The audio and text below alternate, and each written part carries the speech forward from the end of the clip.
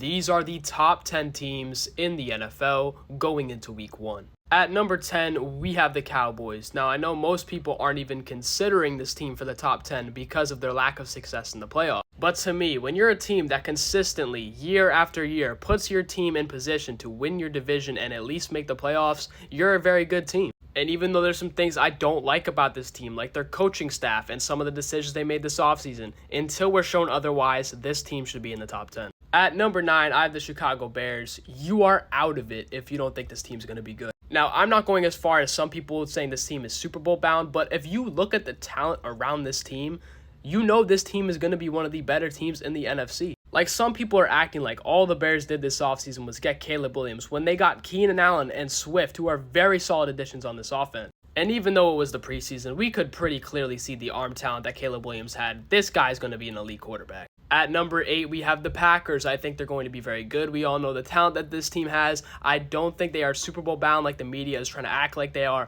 but they're very solid. I just think it's going to take a couple more years before they're at that level. At number 7, we have the Bengals. I am very worried about their secondary, but outside of that, I think their offense is going to be right back where they were a couple years ago. It's really just up to their defense if they can perform. At number 6, we have the Texans. I love how this team is building around C.J. Stroud. Reminds me a lot of the Ravens building around Lamar Jackson. I think they're going to be one of the best teams in the AFC, and C.J. Stroud should be the top frontrunner to win MVP. These are the top 5 NFL teams going into week 1. At number 5, we have the 49ers. Now, this team didn't do anything to get any worse, but they also just didn't do anything to get any better. And while they've stayed the same, these other NFC teams that was once a weaker conference has gotten significantly better. That mixed with the fact that last year, this team was 2-4 against the better AFC conference. I'm not sure this team's going to be an NFC champion. At number 4, we have the Eagles. This team simply just has the best pound-for-pound roster in the NFL. And even though there's things I don't like about this team, like their coaching staff, I still think they're going to be one of the best teams in the NFC, and I do think they'll be better than the Niners. At number 3, we have the Lions. This team's offense has just gotten better and better every single year. They developed some really good weapons. I think their defense is significantly underrated, especially compared to how much credit their offense gets.